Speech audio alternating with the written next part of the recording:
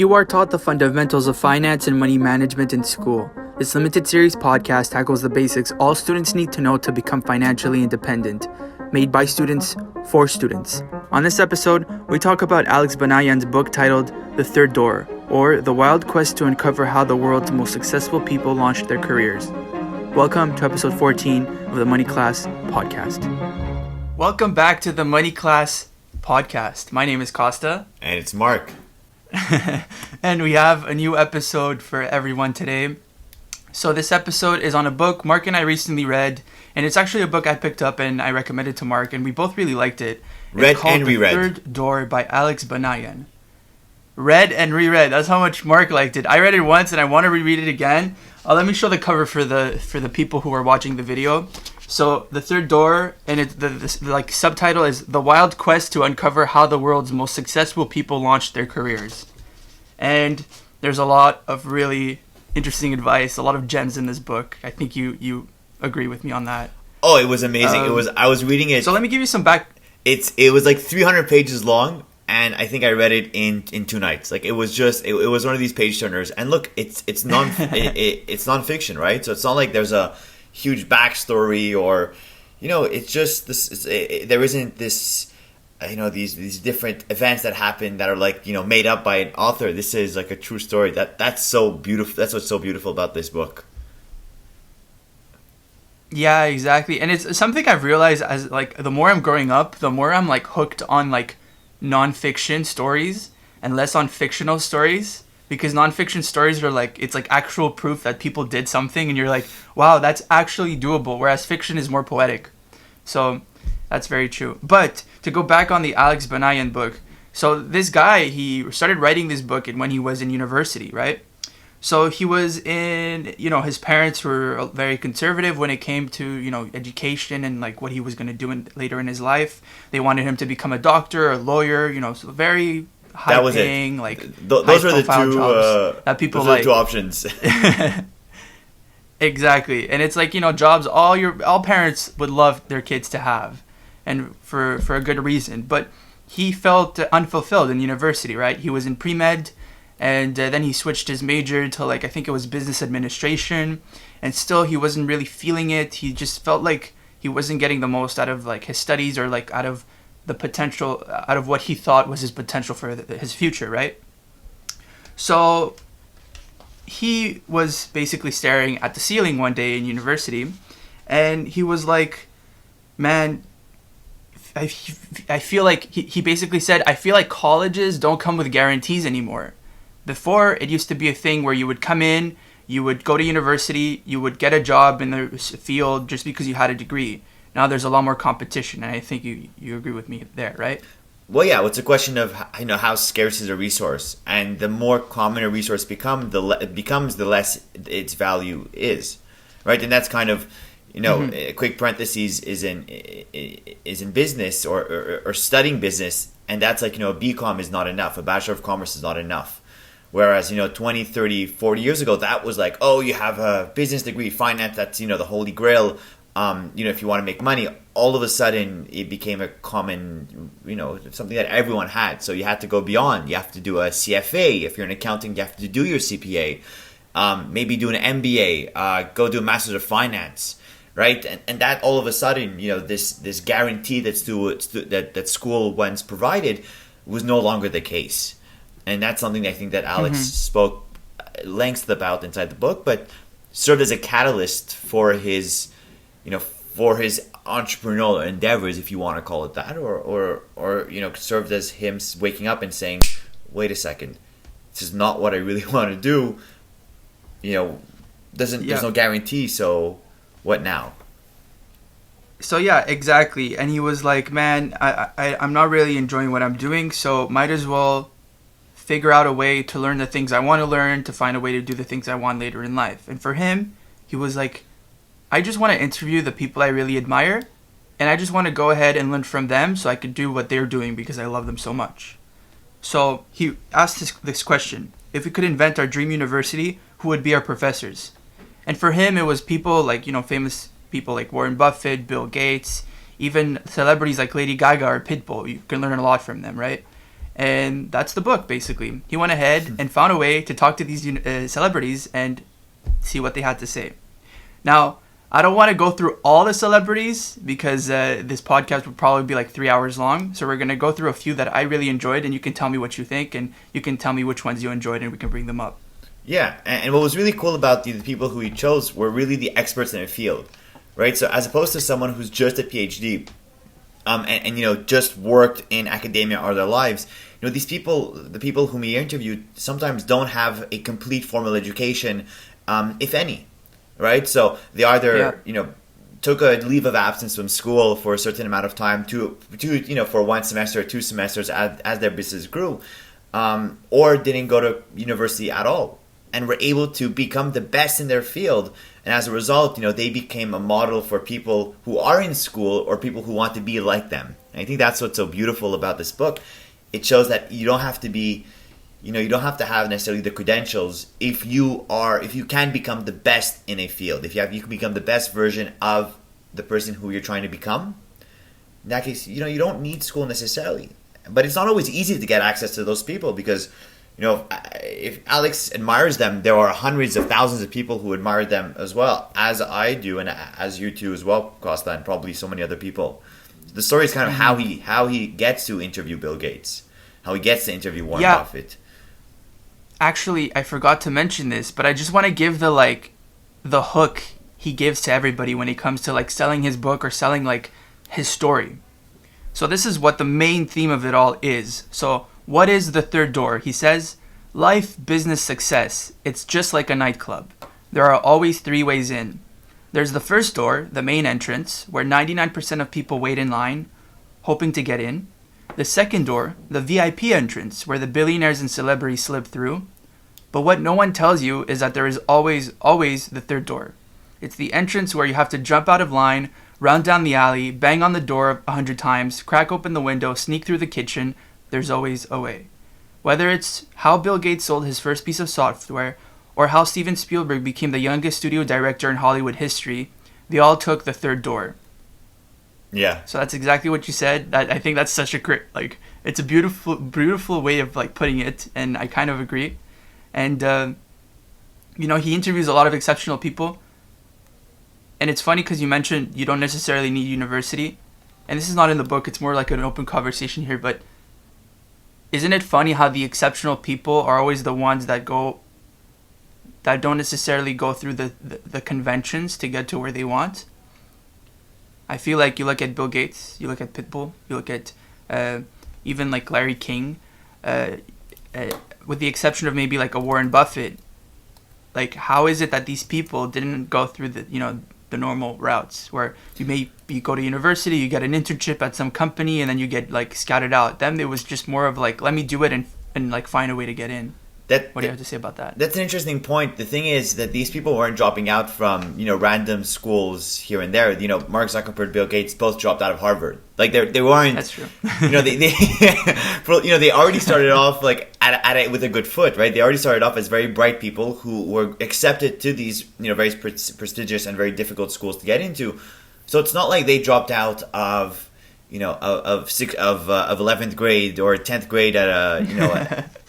It's not, you know, it's unfair to say that they're dropouts. It's fair to say that during their higher education, they met someone or they saw an opportunity and then they took it, right? So had it not been for going for Harvard, Mark Zuckerberg probably would have never written code or started the idea of Facebook, which was a way of meeting, you know, pretty much a way of matchmaking, meeting other, you know, cute girls on campus. That essentially was Facebook, right? But had he not gone to college, he would have never seen that. He would have never had that aha moment. So yeah, you know, they didn't have to finish it.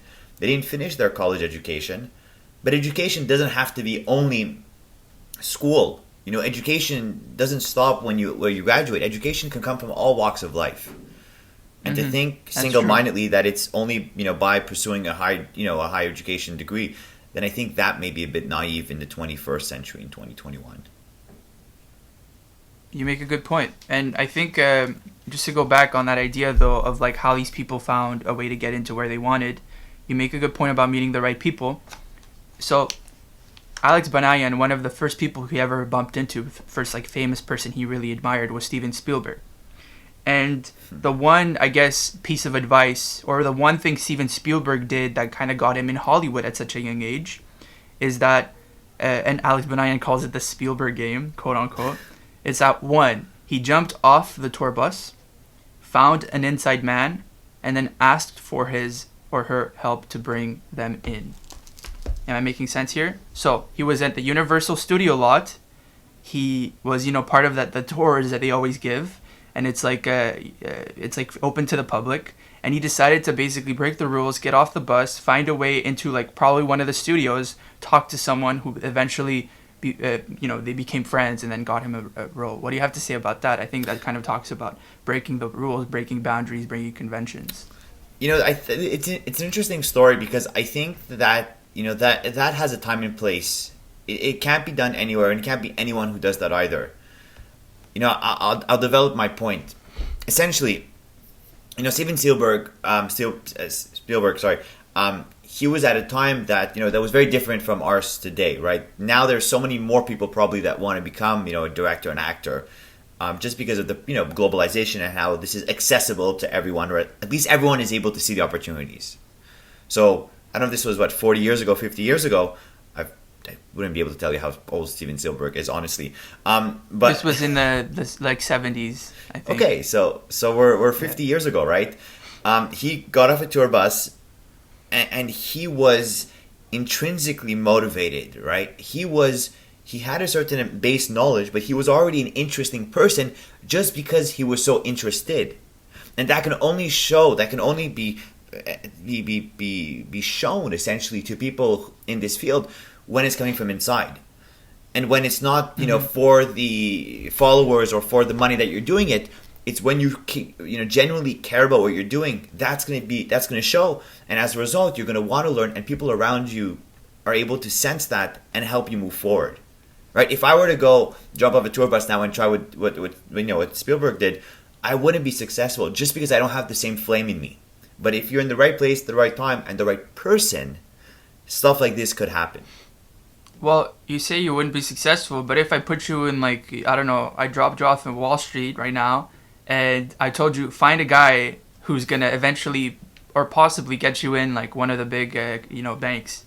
If I really told you life or death, do that right now, you'd find a way to bump into someone at a Starbucks on Wall Street, find a way to get their email, find a way to schedule some sort of meeting and talk to them and basically start being friends with them. That's the idea of bringing an inside man. If you really want it, you'll find a way to just find that person, even if it means getting off of a tour bus in the middle of by breaking the law in the middle of a company's property or whatever, or by budging someone at a Starbucks, right? No, that's true. That's a good point. That's a good point. And you have to find the right place, the right time, and not a way that's too invasive either. I think I wouldn't go knock at people's doors, but the Starbucks example, I think it's a very valid example, right? Not in the book, but Ryan Serhant is a real estate agent that I like to follow. Could call him a TV personality as well. But the first client that he was able to get 12 years ago as a real estate agent was just by meeting pregnant women, just introducing himself to pregnant women at Starbucks and at coffee shops and at parks, saying, "Hey, look, you look like someone who needs more space," right? And that's someone taking at their door.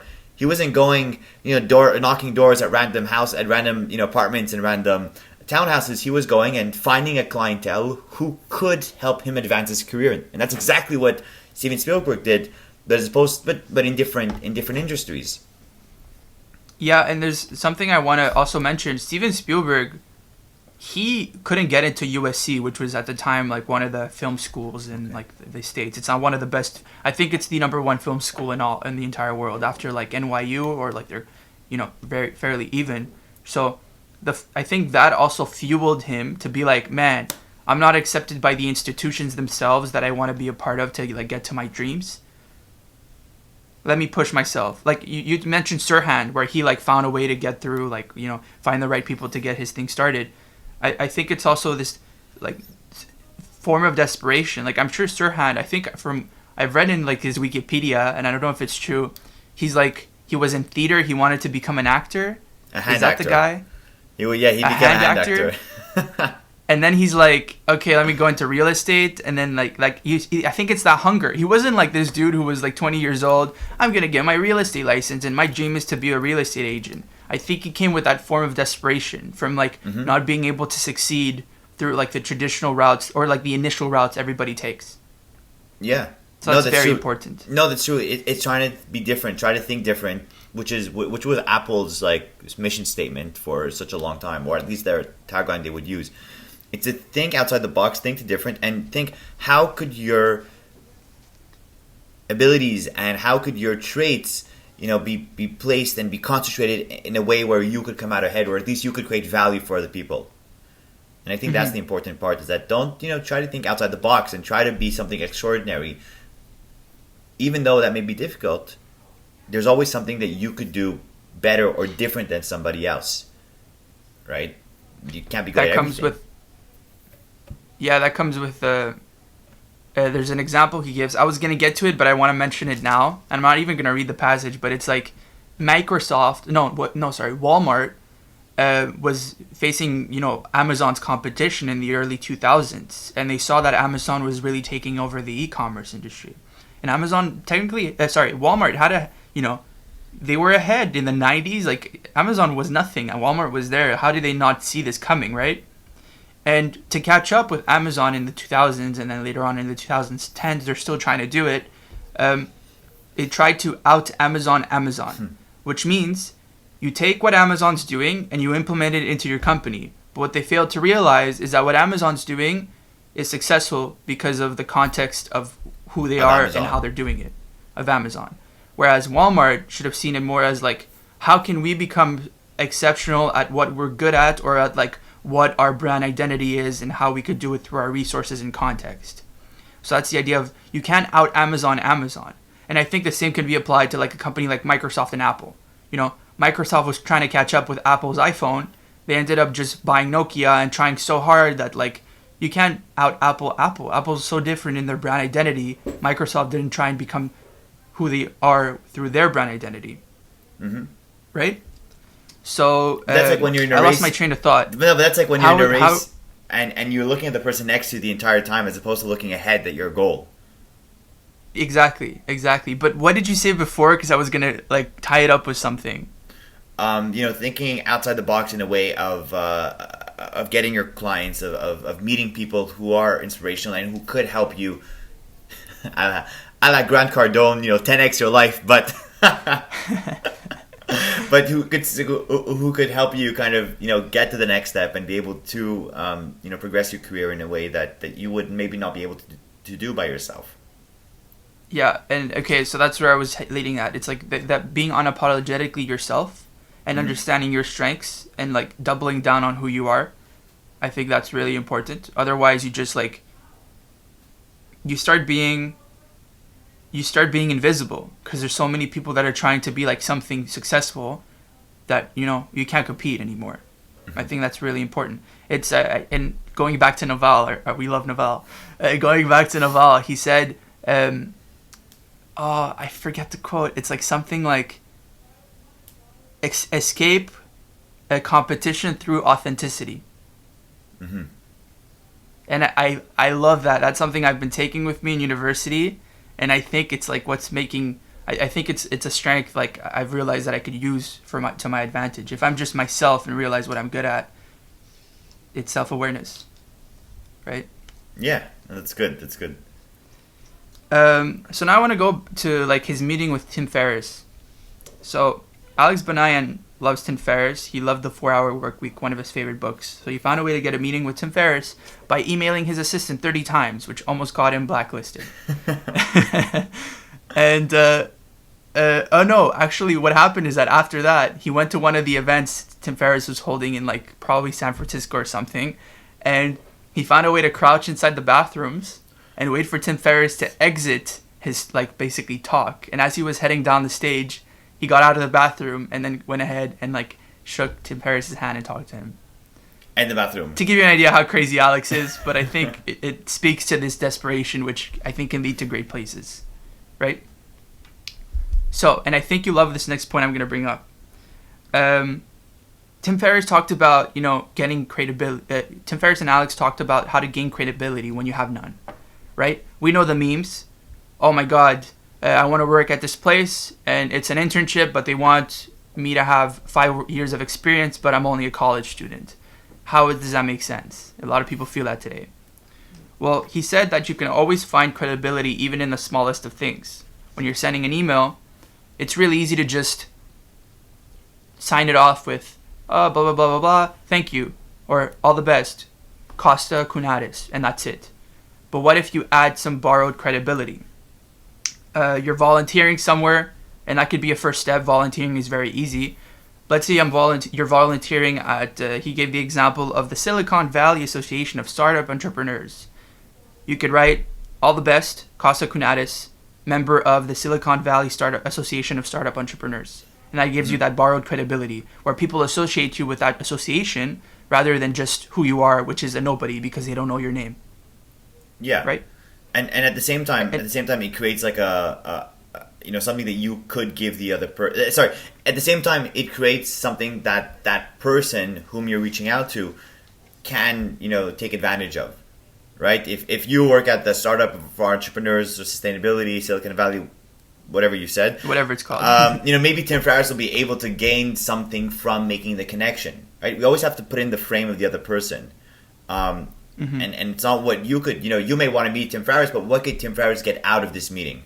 And I think that's kind of, not to bring him down, not to say he's using, someone as a connection, for economic or business benefit, but as human beings, that's what we're intrinsically selfish, and we're looking to see how we could advance ourselves. So I think this broad credibility is a way for the recipient of the email to also say, maybe I'm able to gain something out of the relationship, not just one way. Well, you bring up an interesting point. I don't think it has to do with taking advantage or like trying to find something the other person has. It's more like, how many emails successful people get, which are like, hi, let me ask you a question. Hi, I want this. Can you help me? Hi, I need help. Hi, blah, blah, blah. Question. And they get nothing in return. Mm-hmm. And it's like, they're at some point they start feeling like they're wasting their time. Whereas if you come in and it's like a concept, like I think a lot of like celebrities and like famous people talk about, it's like jab, jab, jab, right hook. Jab with all the help, right? Hi, I really like what you're doing. Can I revamp your website for free? I just want to do it for the experience, blah, blah, blah. And like they might say yes. Okay, cool. Hi, I also see your Instagram needs help. Can I take more pictures and like help you out with that? I'll do it for free. Hi, also, I don't know, I could do this other thing for free. And then after doing so many things for free, you can go with a successful person and be like, okay, now I want you to do this for me. And that ask has more potential to be, I guess, completed or answered because you've done so much for this person, right? Mm-hmm. I think that's where the borrowed credibility, the fact that you can jab, jab, jab, right hook to someone is more than just, hi, here's my question, answer me. Because at some point, no one's going to give a shit. Yeah. But it's also a balance that you want to be able to achieve, because you don't want to seem like you're trying to use the other person. Right? At the end of the day, you want to build a relationship. You actually want to learn from someone else. And, this hook that you mentioned, shouldn't be one where, look at everything I did for you, now you owe me this, right? I think it has to be framed in a way that would be terrible. That's a wrong way of phrasing it. Do not say, oh, no one owes you anything in life. No one. It's, but yeah, I see what you mean. You're right. So I think that's just the little, parentheses that we should make, is that it shouldn't be, if someone owes you something. And at the same time, try to take out, this is a, tips and tricks with Marc and Kosta. Take out but from your vocabulary. It sounds like whenever someone hears the but, it's like it invalidates everything you did before. So look at everything I did now. Like I find your work was very nice, but I don't like the color. Well, now you just invalidated the fact that the color isn't nice. What I would write is, I like all the work you did. I think it would look even better if it were red. Right? You're like adding on to it. That's Marc becoming. That's Marc as a karate teacher. Not breaking breaking down the dreams of my students. It's like, oh, look, your kick is really good, and I think it would be even better if you did it correctly. That's in like business meetings where I'm like sitting, and sometimes like people are like, even me, I give ideas and people hate the idea, and we're all like, I really like that point you made, but like, let's just go with it, and you feel like insulted even though they're trying to cover it up. So there's a way of phrasing things so you don't like, bash the other person's like exactly. projects or whatever. So no more buts and just keep on and. But anyways, you're talking about borrowed credibility. Meaning Tim Ferriss and the borrowed credibility in the email. Borrowed credibility in the bathroom. Well, yeah, and you talked about emails. Now I'm not gonna go through it right now because we are crunched with time, but because I want to go through other stuff. But I'm gonna put in the description this email template Tim Ferriss used to basically contact people when he was starting out. And I think it's really, really like well made, and something Marc and I started using when we cold email people, and it works really well. So I'm gonna put that in the description. Whoever's listening or watching, just click on the link, check it out. Trust me, it's gonna help you out. I think Marc can agree here, right? Yeah. I only agree. Okay, great. So next step or next like idea Alex talked about that I kind of highlighted. And this is something I've done in the past, and I'm just really happy that someone acknowledged it in a book that I've read. So when he was talking to one of his mentors that he ended up meeting later in the book or later in his story,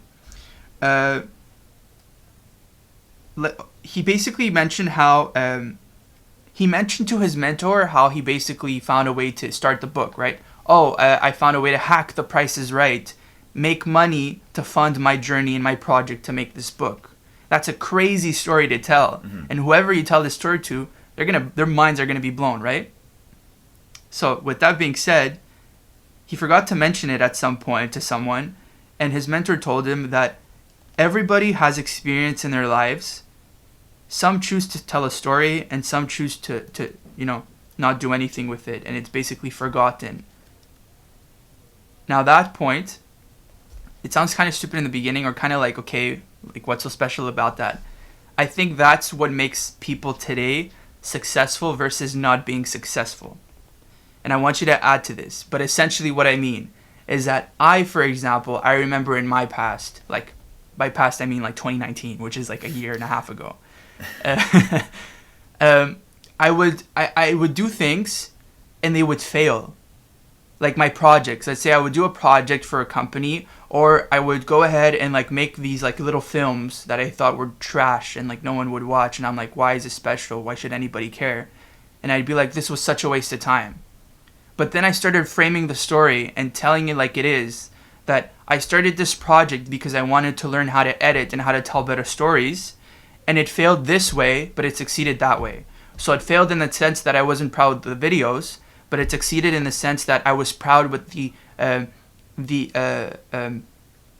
skills I gained and the awareness I gained of who I was and what I could do. So when I tell people about these projects, a lot of the time, I approach them through this lens of, I came into this project knowing nothing and I was trash, but I was able to learn so much that although I'm not that proud of the product, I'm proud with the experience itself. And I think that story really grips people a lot versus just seeing my work and me cringing, or like me not really acknowledging it's like the efforts. Does that make sense? It makes sense, yeah. So I think that's when Alex talks about turning your experiences into stories, I think it's really important, because there's a lot to be said about any story, even the experiences you kind of want to hide in the past because they didn't succeed. That's where I was getting at with it. What do you think? The point that you brought up was very important, and I think, we all think that our lives are the most important one in the world, right? We are the main character in our lives, or at least I hope so. I hope we individually we are the main characters of our own lives.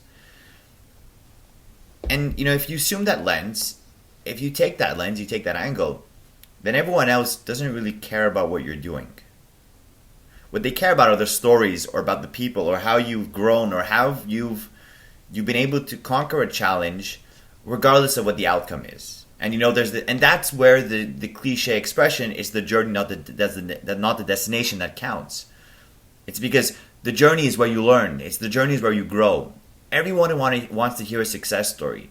Everyone wants to hear not a failure story, but we're all kind of curious when something goes bad. Think of gossip, right? When someone breaks up with someone else, we want to know everything. On the contrary, if someone marries someone else, well, it's a happy event. You stay in relationships, but everyone goes to the wedding, right? There's all this excitement around it, and that's only that's only a part of our lives. It's only of interest to other people because there's a story behind it. Because the love stories are beautiful, because the challenges were so plentiful, that it creates an aura of interest and of towards the other person. And it will take your example of the videos that you were making over the summer with the challenges that you set to yourself.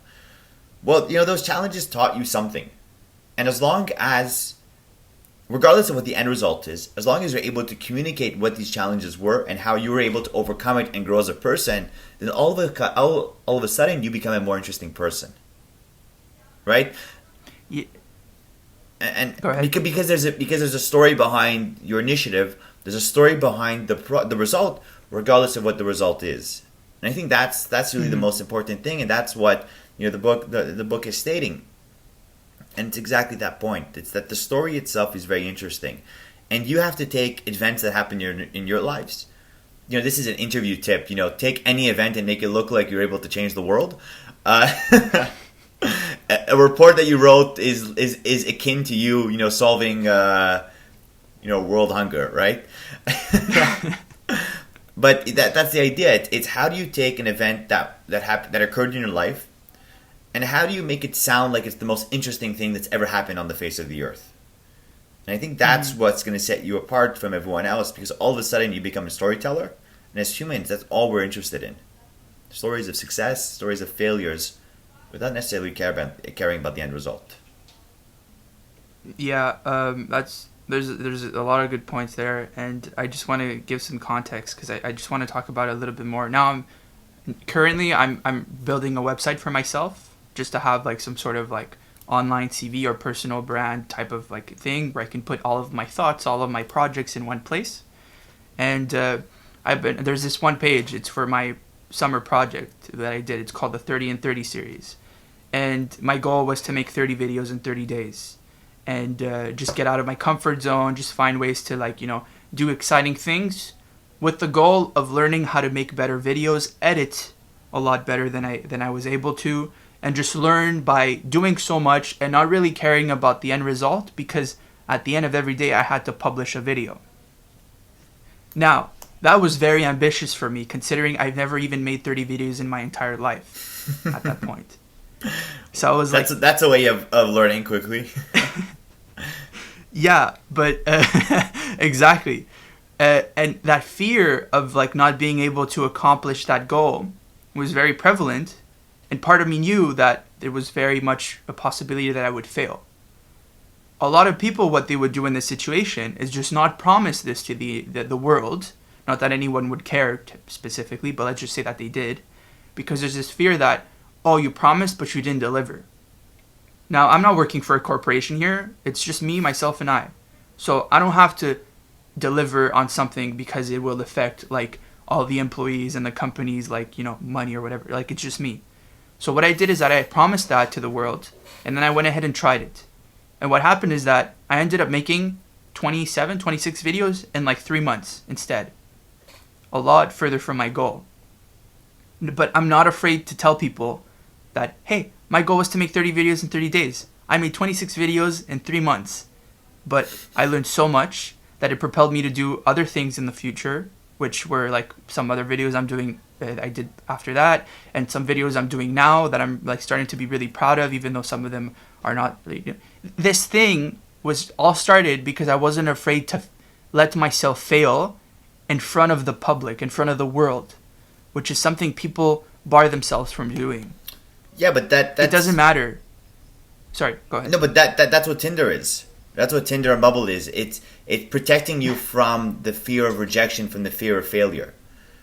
Because we're all kind of scared of it, and putting ourselves out there and making ourselves accountable towards other people is something that's very stressful, and something that's very, we don't like to fail. So as opposed to trying something where, failure is an option, we just try to not do anything. And I think that's the bigger failure.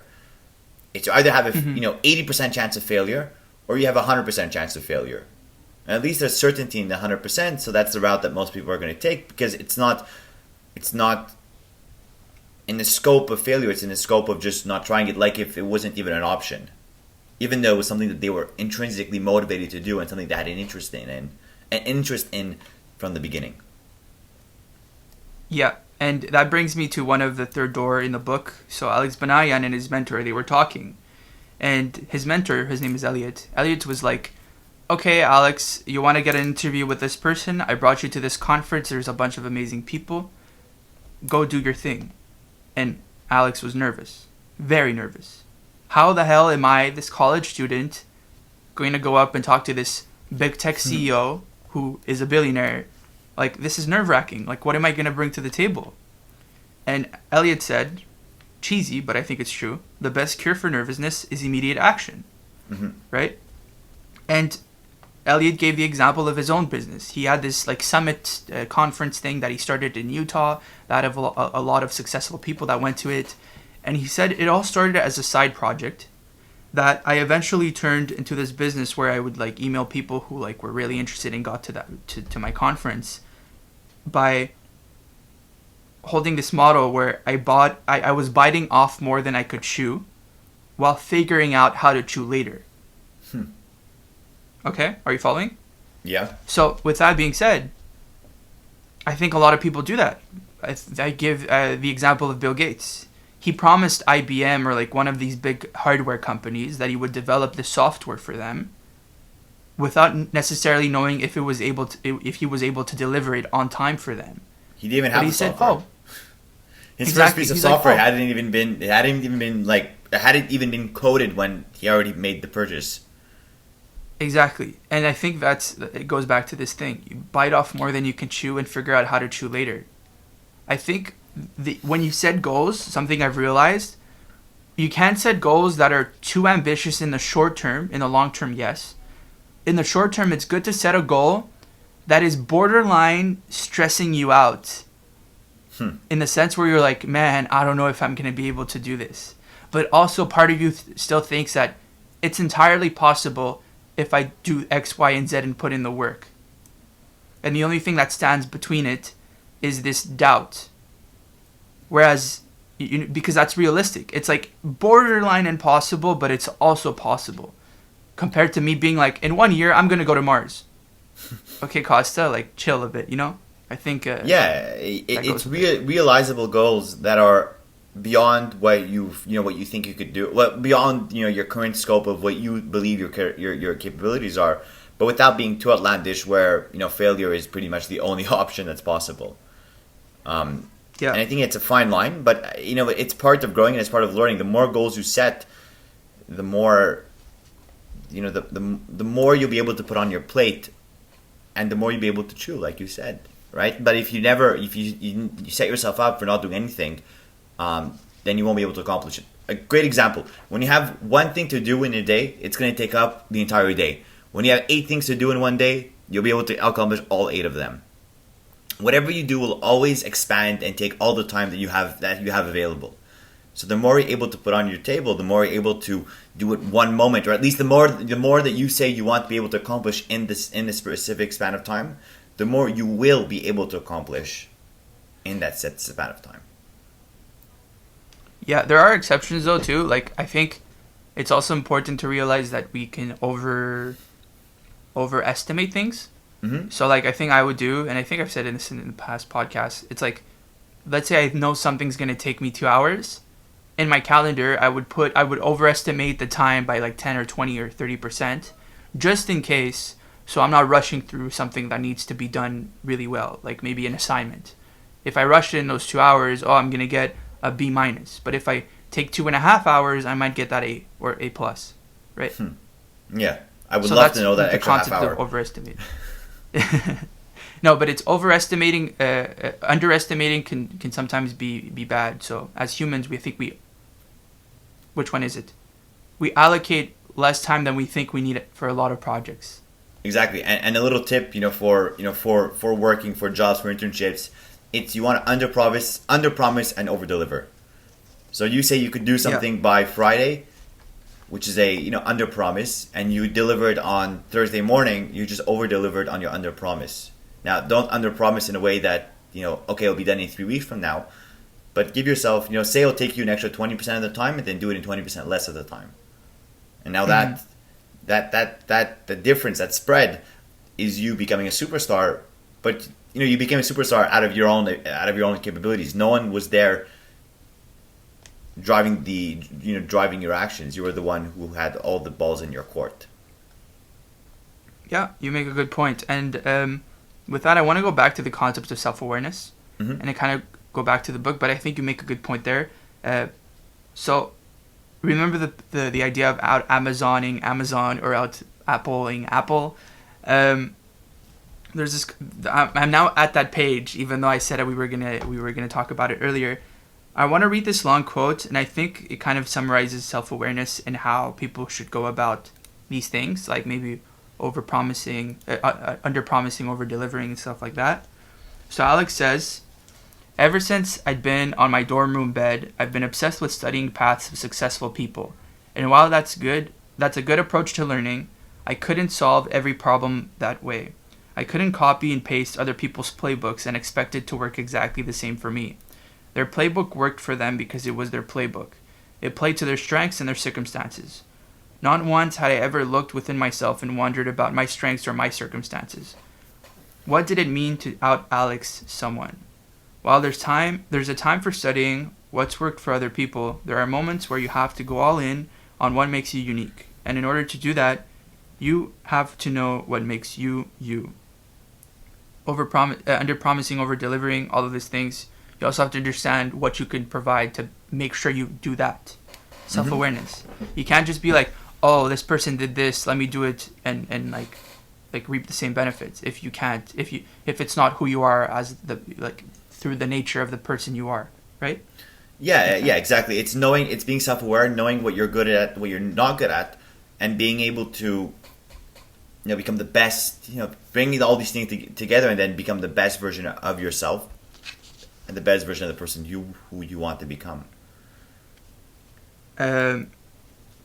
So yeah, and I just want to I feel like we're repeating that thing right there, but I just want to like kind of push it again to when he met Larry King. So that had to do with Amazon, right?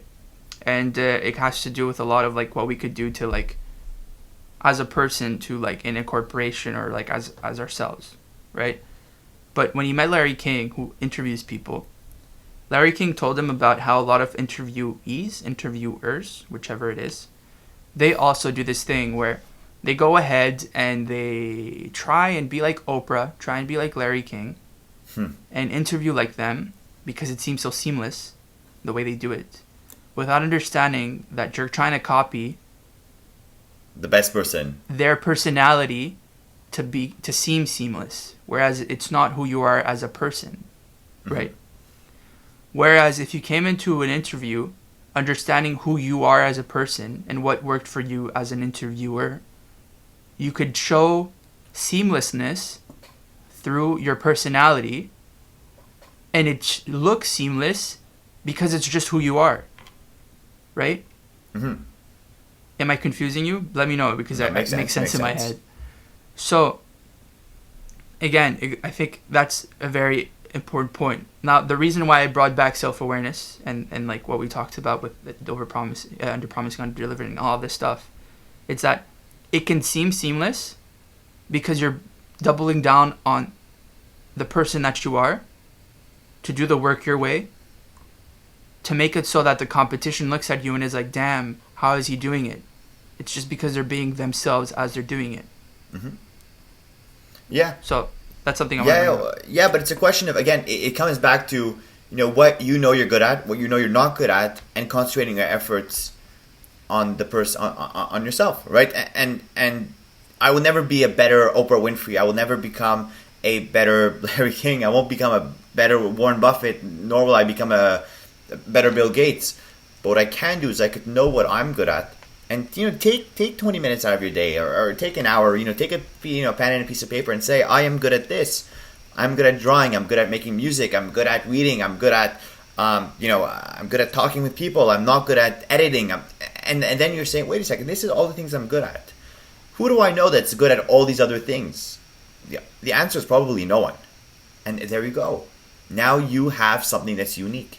Now you have something that's valuable.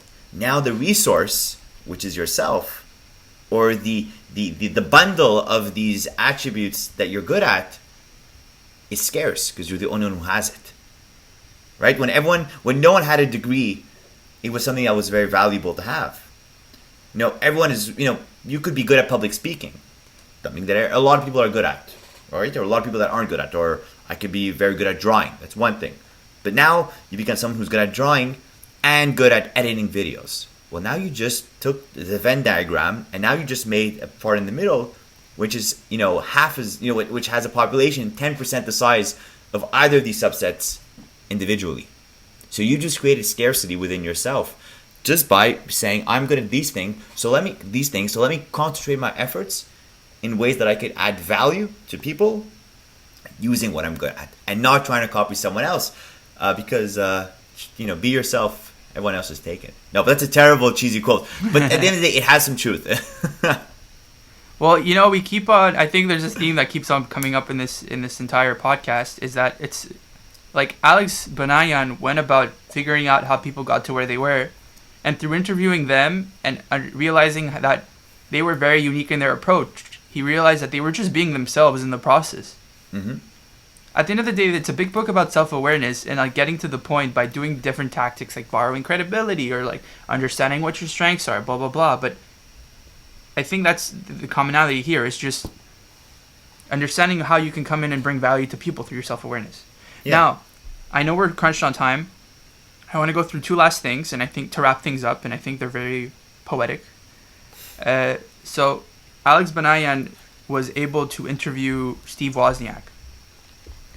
Steve Wozniak, he's not considered to be like Steve Jobs. Steve Jobs is the one everybody loves. Everybody's like, ooh, he is the one that changed everything.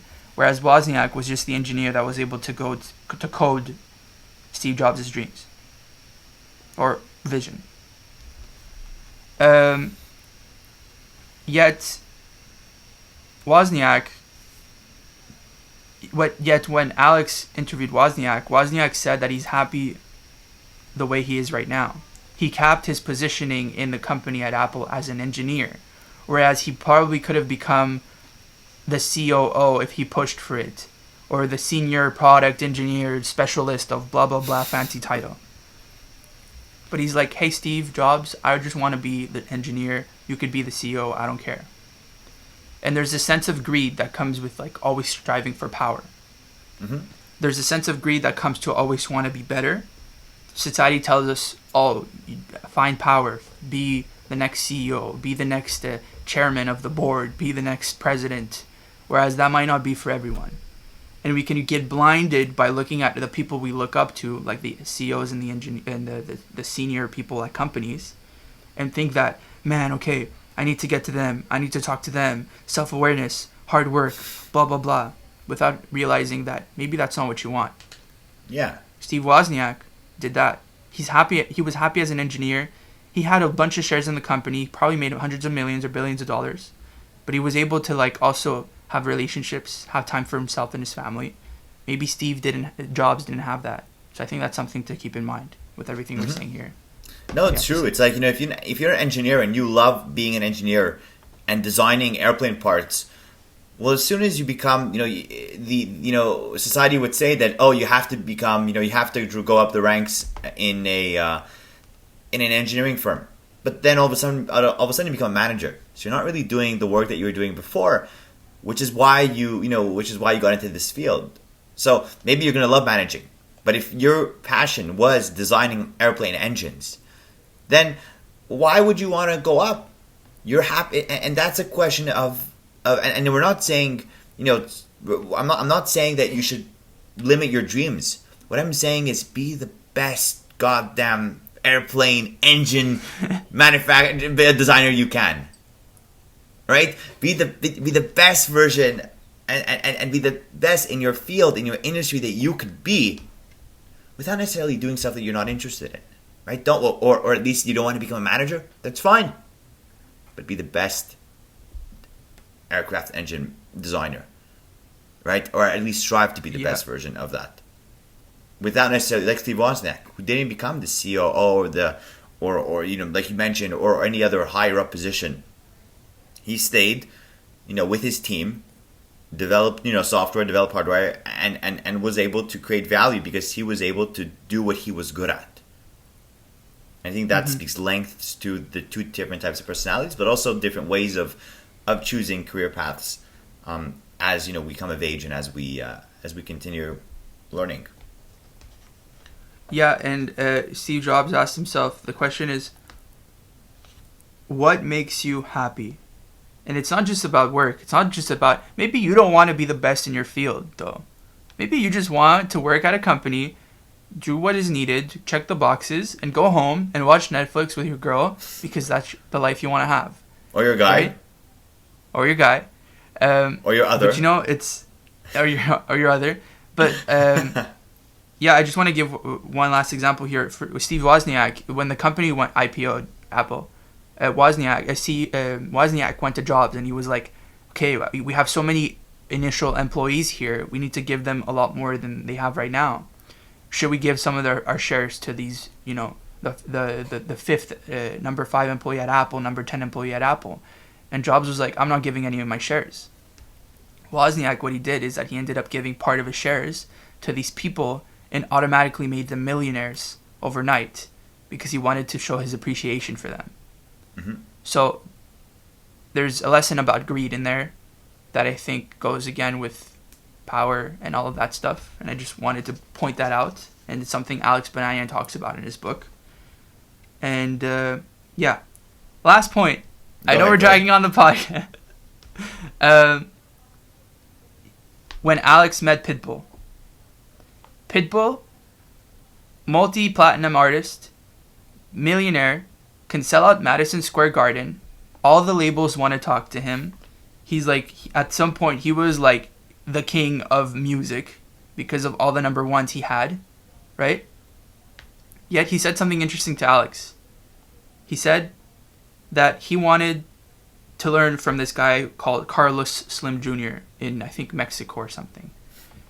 He's like this famous guy. I forget what he did. I think he was an artist too.